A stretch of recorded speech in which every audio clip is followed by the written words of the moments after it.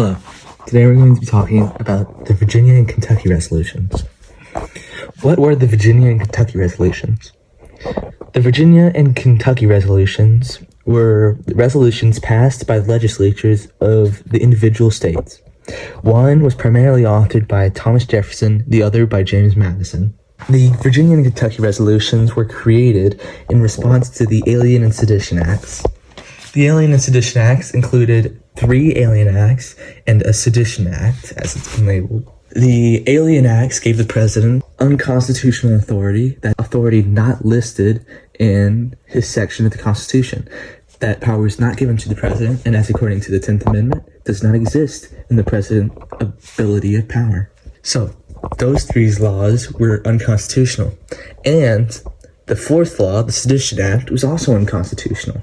It limited free speech that opposed the government or was scandalous or malicious, but also just in general made it illegal for people to speak out against the government. And in response, Kentucky and Virginia issued these resolutions, which was in that time's version of an ordinance of nullification. The Kentucky resolution goes a little bit farther than James Madison's version, which was the Virginia resolution.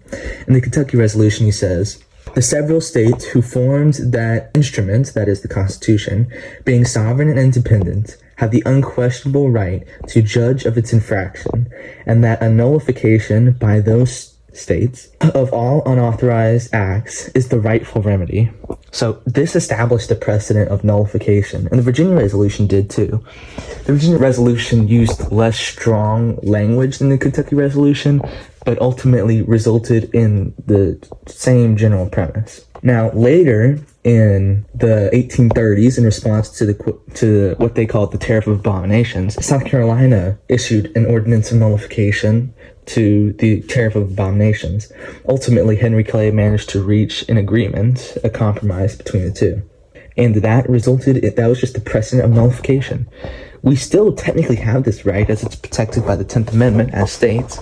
However, it's seldom practiced now. Thank you and goodbye.